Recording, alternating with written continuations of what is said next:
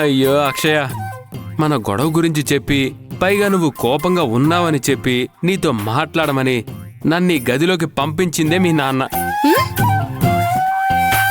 అవునా? అవును. లేకపోతే ఇంట్లోనే ఉంటూ వాటర్ క్యాన్ వేయడానికి వెళ్ళానని చెప్పు అని వందనతో చెప్తావా? ఆ విషయం నేనేమో మీ నాన్నతో చెప్పాను. వందన నాకు సపోర్ట్గా నిజం ఒప్పేసుకుంది. ఈ మాత్రం క్లూ సరిపోదా ఆయన ఊహించడానికి? మా నాన్నతో మీరెందుకు చెప్పారు? తప్పు నా మీద లేదమ్మా, నువ్వే అబద్ధం చెప్పావు. హలో బాస్, నేనేం అబద్ధం చెప్పలేదు. మిమ్మల్ని డైవర్ట్ చేయడానికి చిన్న డ్రామా ప్లే చేశాను అంతే.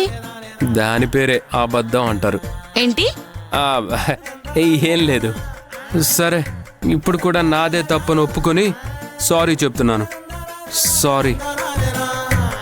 ఓకే.